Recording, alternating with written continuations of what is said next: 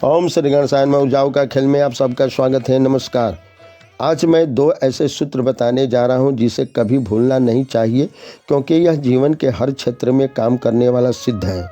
हमारा शरीर जब तक जिंदा है, इसमें मुख्यतः प्राण शक्ति, मन शक्ति, स्वयंभू शक्ति, ये तीन प्रमुखता से कार्य कर रहे होते हैं। कुछ ऐसे कार्य हमारे अंदर होता रहता है जिस पर मन, इंद्रियों तथा प्राण का कोई बस नहीं चलता है, न ही उस पर कोई हस्तक्षेप हो सकता है। जैसे श्वास का आना जाना, हृदय का धड़कना, लीवर आदि का कार्य करना, नाभि द्वारा ऊर्जाओं का आना जाना लगा रहता है, यह भी स्वयंभू द्वारा होता रहता है। स्वयंभू कोई है जो हमारे शरीर को अनैच्छिक क्रिया कराता है, चलाता रहता है। कुछ तो क्रियाएं ऐच्छिक होती हैं और कुछ अनैच्छिक होती हैं। तो ये स्वयंभू जो है वह अनैच्छिक क्रियाओं को संचालन करता है, चलाता है, अपना हिसाब किताब स्वयं रखता है। उसे आत्मा कहे, परमात्मा कहे, महाशिव शक्ति कहे, शून्य कहे या आकाश कहे, स्पेस कहे, स्वयंभू कहे, डार्क एनर्जी कहे, स्वयंभू अनंत कहे, जो कुछ कहे, लेकिन वो भी साथ तब तक देता है, तब तक आपके शरीर में रहता है और आपका संचालन करता रहता है, जब तक उसका भी कोई खुराक मिलता है। उसके चारों तरफ पॉजिटिविटी होनी चाहिए, निगेटिव थोड़ा भी नहीं होना चाहिए।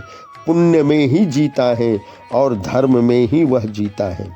उनका खुराक यही होता है, नहीं तो ये विशाल अनंत में वह सम्मिलित हो जाता है और देह को छोड़ देता है। देह की शक्तियों के जोग और मन की शक्ति, प्राण की शक्ति, तीनों का जोग बैलेंस होना चाहिए। पुण्य और पॉजिटिविटी की अधिकता होनी चाहिए। धर्म और मर्यादा और मानव के डायमेंशन में रहना चाहिए। उससे नीचे उतरने पर, ज़्यादा नेगेटिविटी होने पर वह संभालने की कोशिश करता है और निर्देश देता है, लेकिन ज़्यादा भारी होने पर, ज़्यादा टॉक्सिन होने पर वह जवाब देने लगता है, ज़्यादा रहने लगते हैं, युद्ध होने लगता है। अतः इन्हीं को बैलेंस में बनाए रखने के लिए समाज में बहुत से उपाय दिए गए हैं।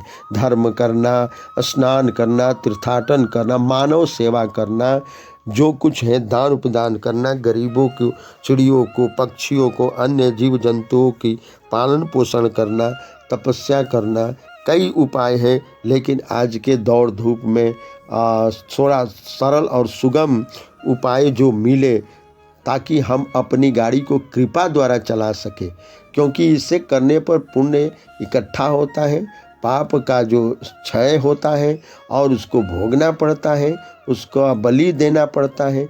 इसलिए हम कृपा के आधार पर भी अपने को निकाल करके के मध्यम रास्ता निकाल करके अपने जीवन को काट सकते हैं, आनंद से जा सकते हैं। इसलिए इसके बारे में दो सूत्र शास्त्रों के माध्यम से मिला हुआ, उसको मैं बताने जा रहा हूँ।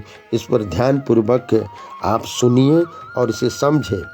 आप 3 टाइम कर सकते हैं, सुबह, शाम और दोपहर को। स्नान कर ले, फ्रेश हो जाएं, और या आप फ्रेश पहले से हो, किसी तरह के आपके अंदर में कोई दूषण न हो, आप आनंदमय हो, मन आपका पवित्र शुद्धता के साथ हो, तो आप बैठ जाए। आपका पेट जो है खाने के तुरंत बाद नहीं करना है, थोड़ा 2-4 घंटा बीत चुका हो या 1 घंटा बीत चुका हो तो आप कर सकते हैं, या प्रायः खाली पेट सुबह में स्नान करके ही कर ले। 1 टाइम भी कर सकते हैं, 3 टाइम या 2 टाइम भी कर सकते हैं। 40 दिन तक करना है। आपको करना क्या है कि खुला हवादार जगह पर, या रूम में हो या ऊपर हो, जहाँ बैठे आप सुखासन में बैठ जाएं, और बैठने के बाद अपने पास 2-3 चम्मच गंगाजल या कोई शुद्ध जल आप रख लें। उसमें से थोड़ा जल की ज़रूरत पड़ेगी। आप बैठने के बाद आप 10 बार लंबा श्वास खींचें और 2-3 सेकंड रोक करके धीरे धीरे छोड़ें। इसके बाद से आप शांत बैठ जाएं और सांस पर ध्यान जरूर दें, खींचते वक्त और छोड़ते वक्त। अब उसके बाद से अपने बाएं हथेली में, आंख बंद रखें, बाएं हथेली में 1 चम्मच आप जल ले लें, जल थोड़ा आप अंदाज से अभ्यास बस आप कर ले, हाथ में बाएं हथेली में रख ले और आप अपने बाएं नाक के छिद्र को दाहिने हाथ से बंद कर ले और दाएं जो छिद्र है नाक का उससे आप हवा को खींच ले।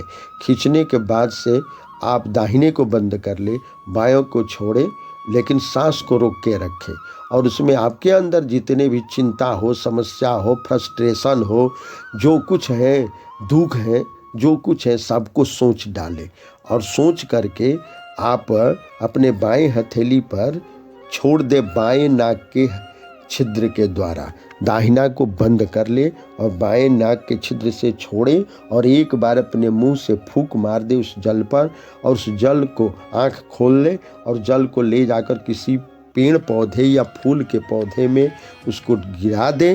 गिराने के बाद आकर के यहाँ हाथ धो ले। हाथ धोने के बाद आप सीधे बैठ जाए फिर और शांत मन होकर के अपने दाहिने हथेली को अपने नाभि पर रख लें और ये दूसरा सूत्र आपका शुरू हो रहा है। और रखने के बाद से आपको करना क्या है, आपको अब अपनी कामनाओं के बारे में सोचना है। लंबी सांस खींचना और छोड़ना, उसी वक्त में खींचते वक्त आपको यह करना है कि आप अंतरिक्ष से, परमपिता परमात्मा से, अंतरिक्ष से आप ये कामना कहें। आपको कहना क्या है, आप जैसे पुत्र की चाह है तो पुत्र चाहिए, बस इतना ही शब्द। और रुपया चाहिए तो कितना चाहिए, उतना ही शब्द। शत्रु से मुक्ति चाहिए, बस इतना ही शब्द। और मैं स्वयं स्वस्थ हूँ, अगर स्वस्थता से संबंधित हो तो रोग शब्द न ले आए, केवल मैं स्वस्थ हूँ, बिल्कुल इंजॉय में हूँ, आनंदमय हूँ, या मुझे गाड़ी चाहिए, अमुक गाड़ी चाहिए। ऐसे आप कह डालें। आप 3 बार अपने मन में कह डालें अंतरिक्ष की तरफ ध्यान रख करके और अपने नाभि से कहे कि हे मेरे नाभि, आप इसे पूर्ण करें, पूर्ण करें, पूर्ण करें। ऐसा ही हो, ऐसा ही हो, ऐसा ही हो, तथास्तु 3 बार बोलना है। ऐसा ही हो, ऐसा ही हो, ऐसा ही हो, तथास्तु। ऐसा बोल करके आप आँख को खोल दें। लेकिन आपको न लूज पूज होना है, न मजाक में लेना है, न विश्वास और अश्रद्धा करना है, न संदेह करना है, न कुछ सोचना है। आप कहें और उठकर चल दिए, उसके बारे में 24 घंटा में नहीं सोचना है। फिर अगले दिन उसी टाइम पर, जिस टाइम पर आपने किया उसी टाइम पर फिर कहना है और आदेशात्मक कॉन्फिडेंस रख करके कहना है।